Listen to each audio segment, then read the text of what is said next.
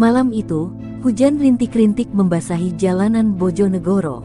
Bram menghela napas panjang, menatap layar ponselnya yang kosong tanpa notifikasi pesanan. Sudah hampir 1 jam ia menunggu di pinggir jalan, namun tak satu pun pelanggan memesan jasanya. Di bawah cahaya lampu jalan yang redup, ia merapatkan jaket ojeknya yang sudah usang, menahan dingin yang mulai menusuk tulang.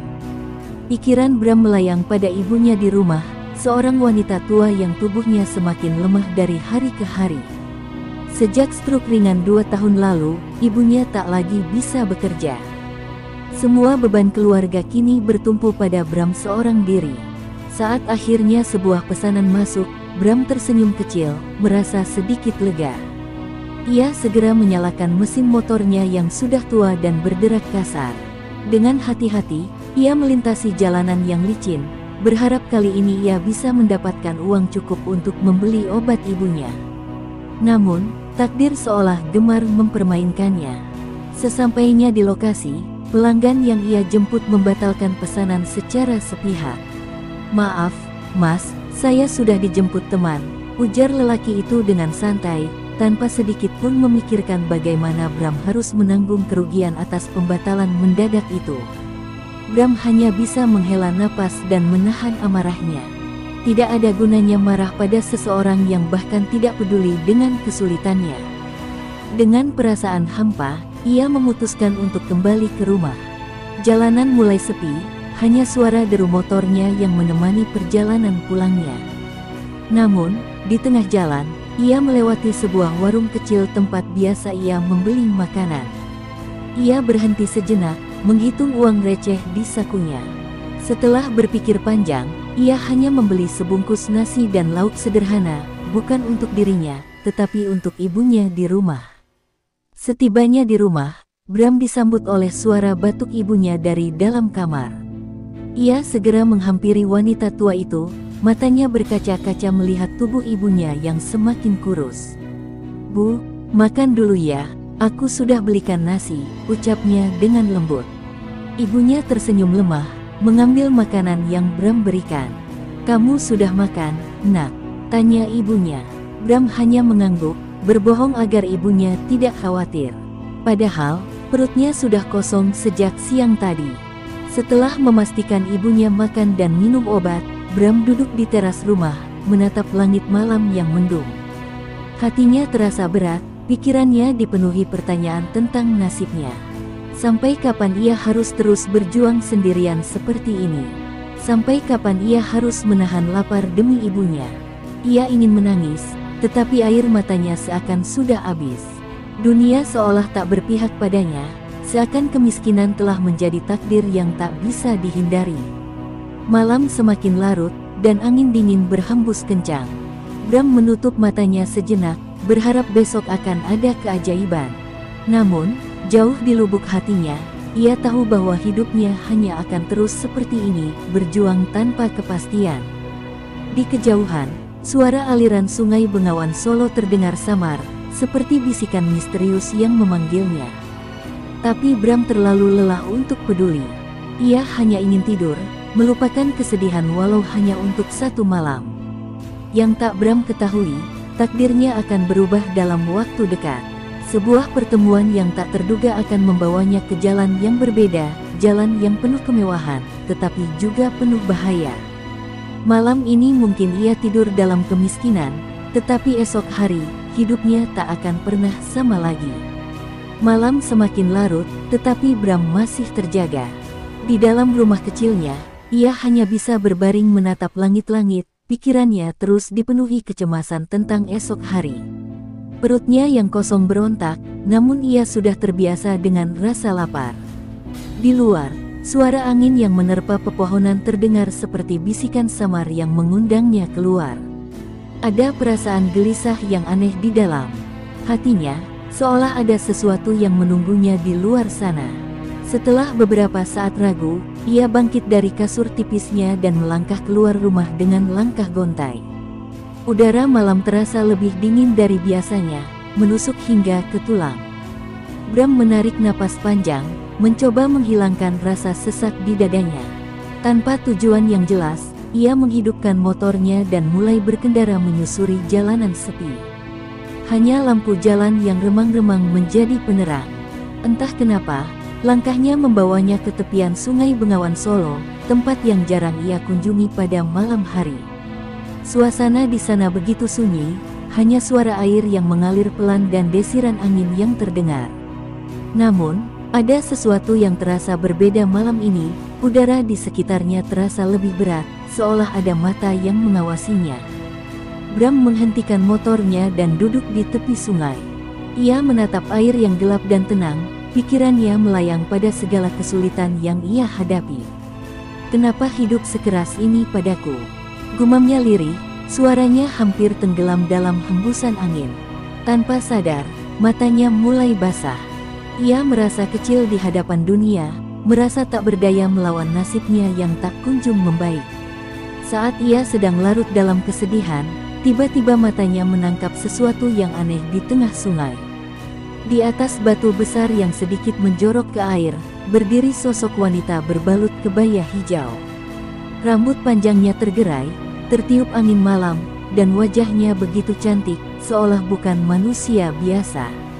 Bram menatap wanita itu dengan napas tertahan. Jantungnya berdegup kencang, tetapi bukan hanya karena rasa takut, ada sesuatu dalam tatapan wanita itu yang menahannya, sesuatu yang lebih dalam dari sekadar keindahan atau mimpi. "Kau, siapa sebenarnya?" tanyanya lirih. Wanita itu tersenyum tipis, lalu melangkah lebih dekat.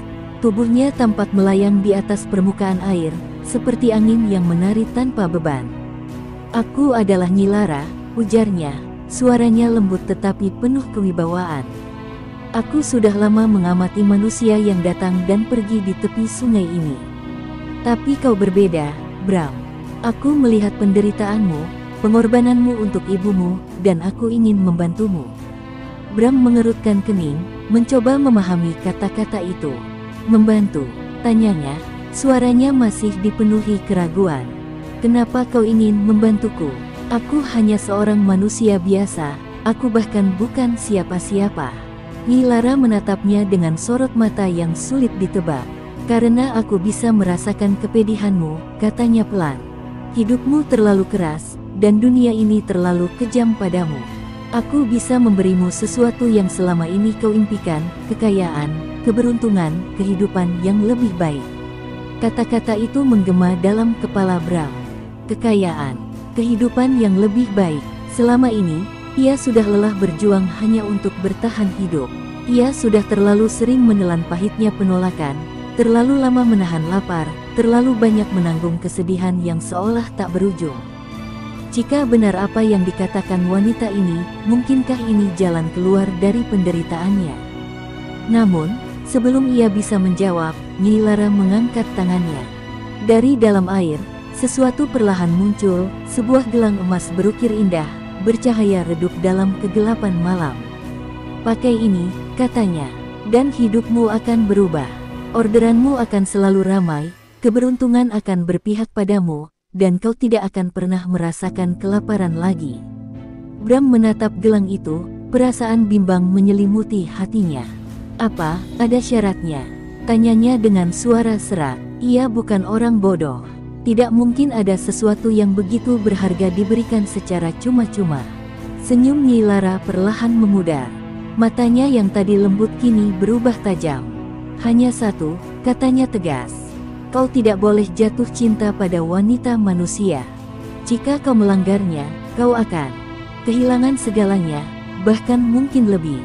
Malam semakin sunyi, hanya suara gemericik air yang menemani kebisuan Bram. Ia menatap gelang emas itu, lalu menatap Nyi Lara. Di satu sisi, tawaran ini terlalu menggiurkan untuk ditolak. Tapi di sisi lain, perasaan takut mulai merayapi hatinya. Apakah ia benar-benar siap menerima konsekuensi dari perjanjian ini? Bram menatap gelang emas di tangannya. Cahaya redupnya seolah berdenyut, seakan hidup. Syarat yang diajukan Nyi Lara berulang kali terngiang di kepalanya. Asteris-asteris tidak boleh jatuh cinta pada wanita manusia. Asteris-asteris itu terdengar seperti harga yang kecil untuk kekayaan yang ditawarkan, bukan? Tanpa berpikir lebih jauh, ia menganggukkan kepala. "Aku terima," ucapnya pelan tetapi mantap.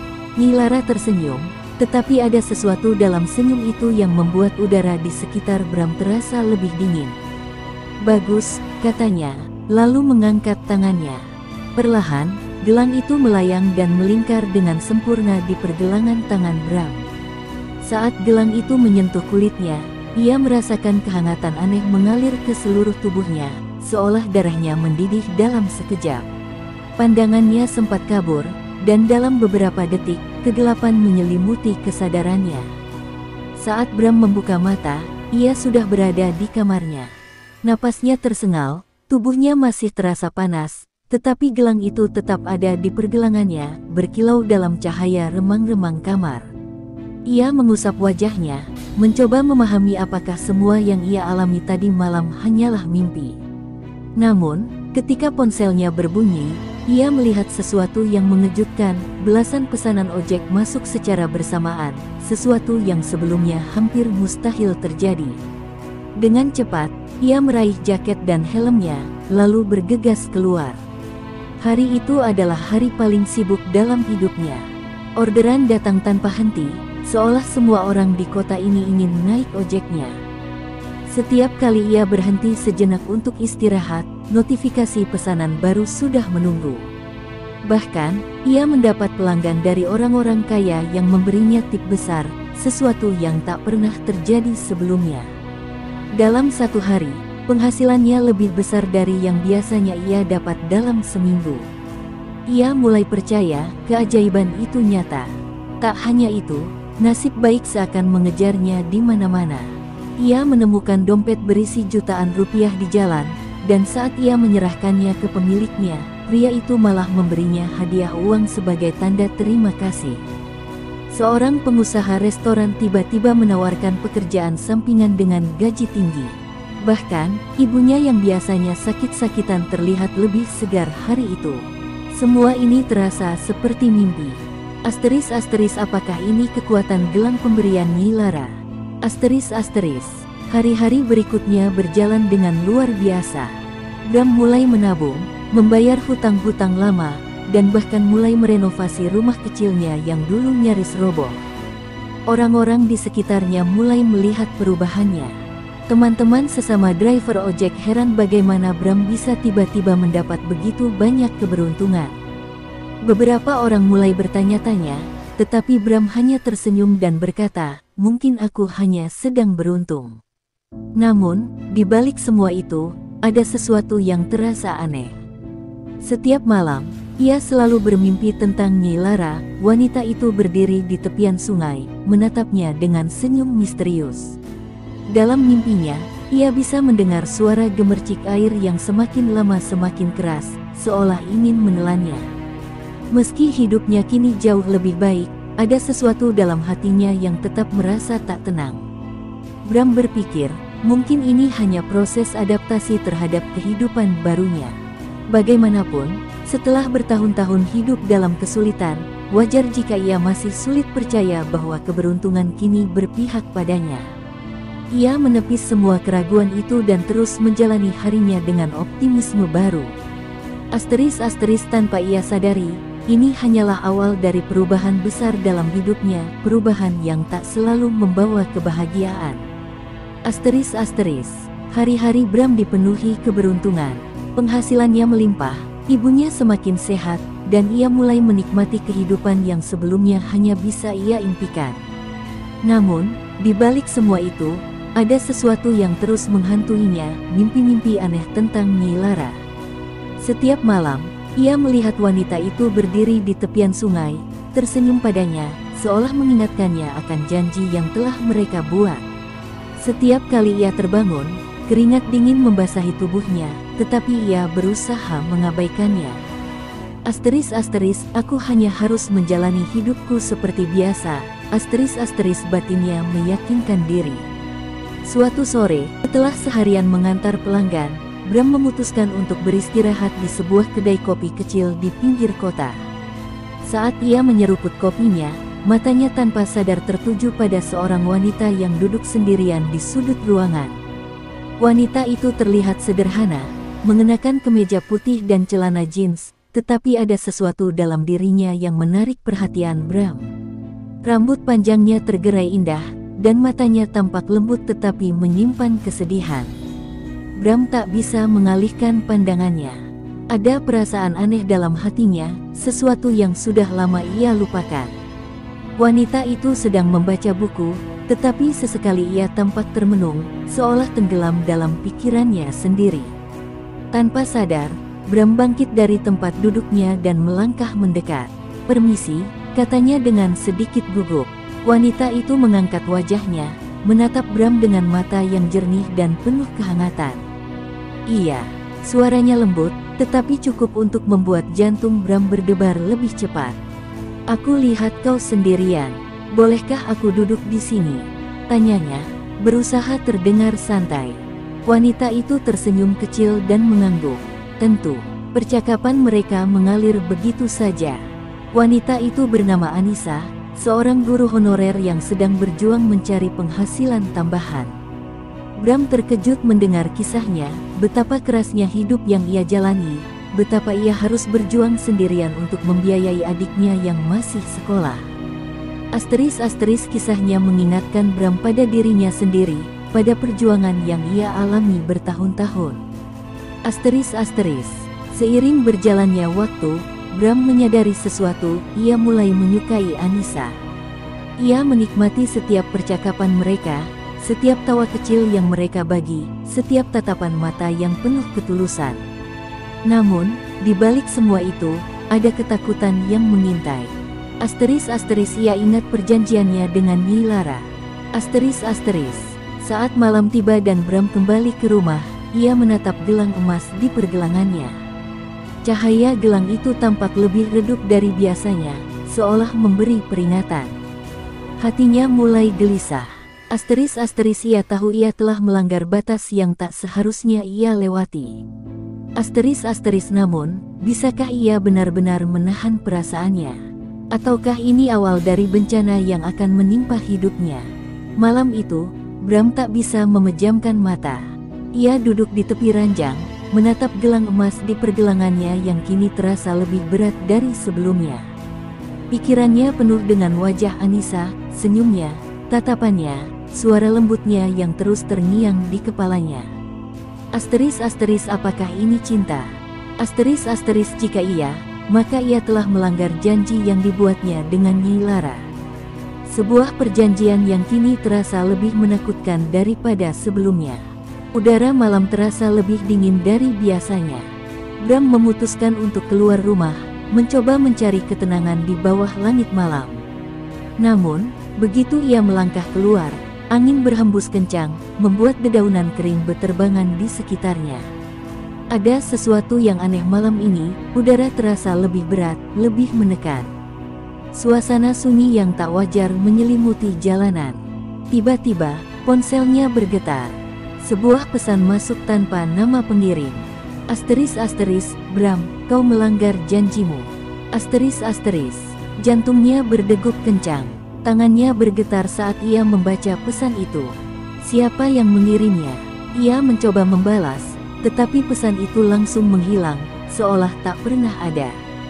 Bram merasakan napasnya semakin berat. Ia tahu ini bukan kebetulan.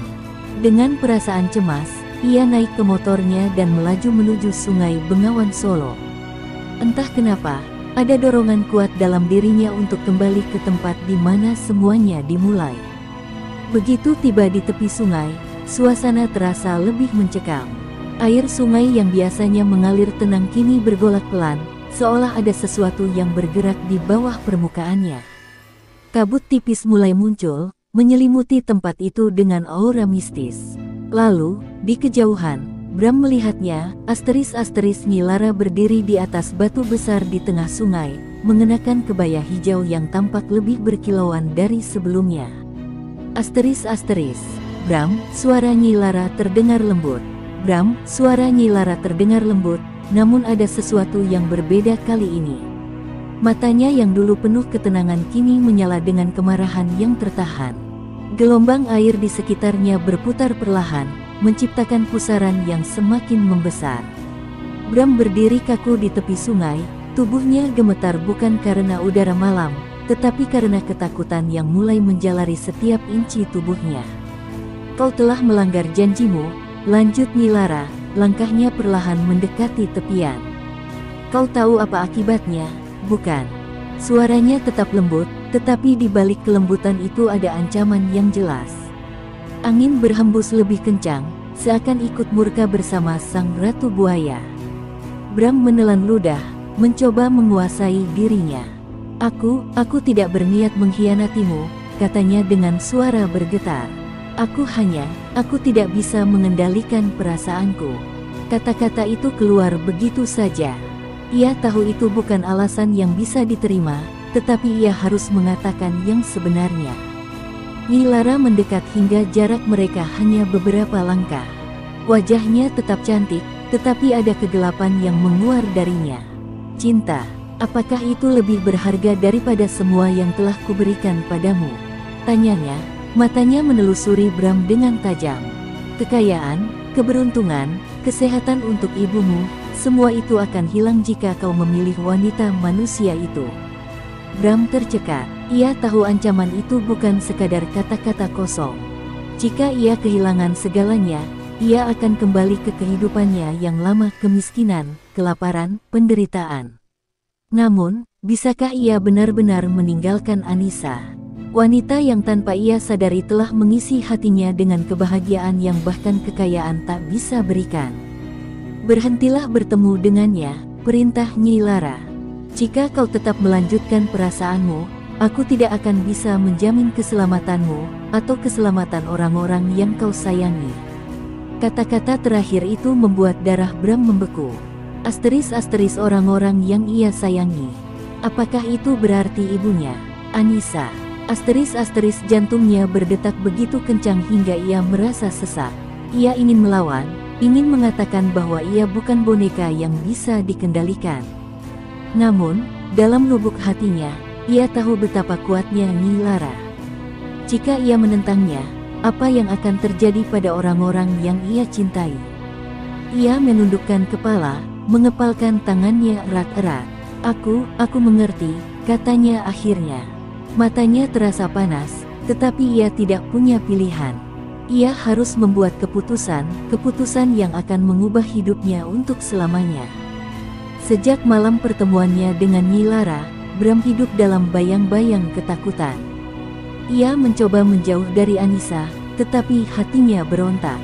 Setiap kali ia melihat Anissa dari kejauhan, ada rasa sakit yang mencabik jiwanya. Ia ingin berbicara dengannya, ingin mengatakan segalanya, tetapi bagaimana mungkin? Asteris jika ia terus bersamanya, Anissa dalam bahaya. Asteris. Namun, takdir seolah menolak keinginannya untuk menjauh. Suatu sore, saat hujan rintik membasahi kota, Bram tengah menunggu pelanggan di pinggir jalan ketika Anissa tiba-tiba muncul di hadapannya. "Bram, kenapa kau menghindariku?" tanyanya dengan nada kecewa. Matanya yang lembut kini dipenuhi kebingungan dan luka yang dalam. Bram terdiam, menatap wanita yang begitu ia cintai, tetapi tak bisa ia miliki. Aku hanya sibuk," jawabnya pelan, tanpa berani menatap matanya. Namun, Anissa bukan wanita bodoh. Ia tahu ada sesuatu yang Bram sembunyikan. "Jangan bohong, aku bisa melihatnya di matamu. Kau berubah, Bram. Apa ada sesuatu yang terjadi?" Bram ingin mengatakan yang sebenarnya, ingin memperingatkan Anissa agar menjauh darinya demi keselamatannya. Tetapi lidahnya terasa keluh, seolah ada kekuatan tak kasat mata yang mengunci mulutnya. Ia hanya bisa menggeleng, mencoba tersenyum meski hatinya berteriak, "Aku baik-baik saja, Anissa. Percayalah." Namun, sebelum Anissa sempat membalas, angin tiba-tiba berhembus kencang. Udara mendadak terasa lebih dingin, dan dari kejauhan, Bram bisa merasakan sesuatu, asteris kehadiran Nyi Lara. Asteris jantungnya berdetak cepat. Ia harus pergi dari sini sebelum sesuatu yang buruk terjadi. "Aku harus pergi," kata Bram tergesa-gesa. Ia memasang helmnya dan menyalakan motor. Namun, Sebelum ia bisa melaju, Anissa tiba-tiba menarik lengannya. "Bram, tunggu." Suaranya penuh dengan kepedihan. "Apa aku berarti sesuatu untukmu?" Bram membeku. Pertanyaan itu menghantamnya lebih keras daripada tamparan. Anissa, wanita yang telah mengisi kekosongan dalam hatinya, kini menatapnya dengan harapan yang rapuh. Ia ingin mengatakan "Ya, kau sangat berarti." Namun, sebelum ia bisa menjawab, terdengar suara lirih yang hanya bisa ia dengar. Suara Nyi Lara berbisik di telinganya. Garis bawah, jika kau mengatakannya, maka ia akan menjadi korban pertama. Garis bawah. Bram langsung menarik tangannya dari genggaman Anissa dan tanpa mengatakan apa-apa, ia melaju pergi. Air mata menggenang di matanya, tetapi ia tak bisa berhenti. Ia harus melindungi Anissa, bahkan jika itu berarti menghancurkan hatinya sendiri. Sejak pertemuan terakhirnya dengan Anissa, Bram hidup dalam penderitaan yang tak kasat mata. Hatinya remuk, tetapi ia tak punya pilihan selain menjauh. Setiap malam, ia memikirkan wajah Anissa yang dipenuhi luka, tetapi lebih dari itu, ia takut. Takut jika Nyi Lara benar-benar akan mencelakakan wanita yang ia cintai. Namun, keputusannya untuk menghindari Anissa tidak serta-merta menghentikan malapetaka. Suatu malam, saat Bram pulang dari mengantar pelanggan, ia melihat sesuatu yang membuatnya merinding. Di depan rumahnya, seorang pria tua tetangganya berlari ke arahnya dengan wajah panik. "Bram, cepat ke rumahmu, ibumu." Jantung Bram serasa berhenti. Tanpa pikir panjang, ia melompat dari motornya dan berlari masuk ke rumah. Di dalam, ibunya terbaring di lantai, tubuhnya gemetar hebat, wajahnya pucat seperti mayat. Matanya terbuka, tetapi tatapannya kosong, seakan jiwanya sedang ditarik oleh sesuatu yang tak terlihat. Ibu, bangun." Bram mengguncang tubuh ibunya, tetapi wanita tua itu hanya merintih pelan. Tangannya mencengkeram udara seakan berusaha menggapai sesuatu yang tak tampak. Bram merasakan ketakutan yang luar biasa merayapi tubuhnya. Ini ulah Nyi Lara. Tiba-tiba, lampu di rumahnya berkedip-kedip, dan suara gemercik air terdengar.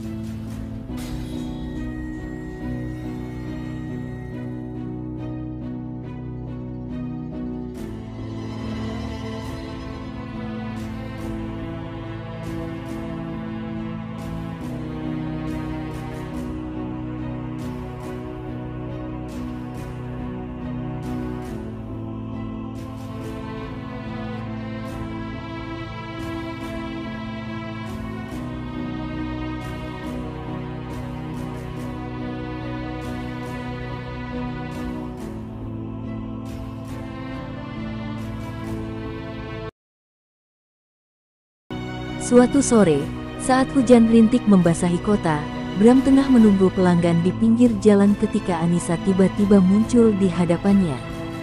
"Bram, kenapa kau menghindariku?" tanyanya dengan nada kecewa. Matanya yang lembut kini dipenuhi kebingungan dan luka yang dalam. Bram terdiam, menatap wanita yang begitu ia cintai, tetapi tak bisa ia miliki. Aku hanya sibuk," jawabnya pelan, tanpa berani menatap matanya. Namun, Anissa bukan wanita bodoh. Ia tahu ada sesuatu yang Bram sembunyikan.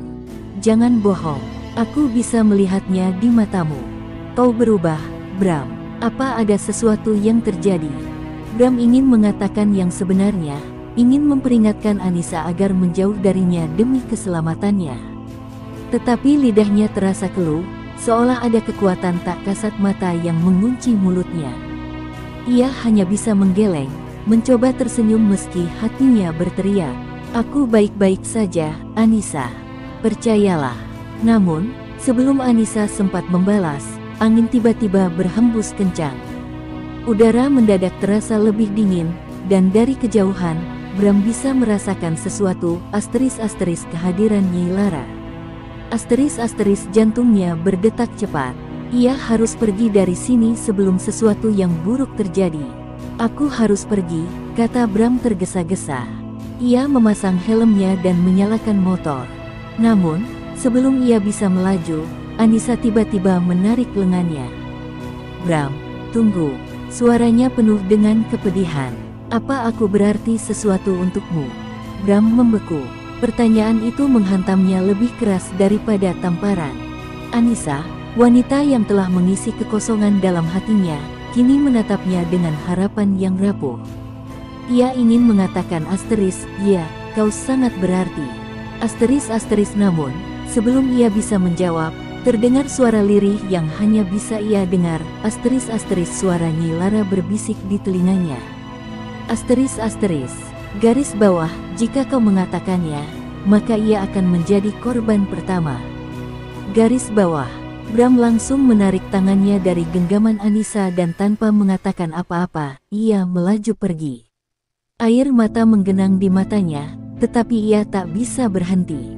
Ia harus melindungi Anissa, bahkan jika itu berarti menghancurkan hatinya sendiri.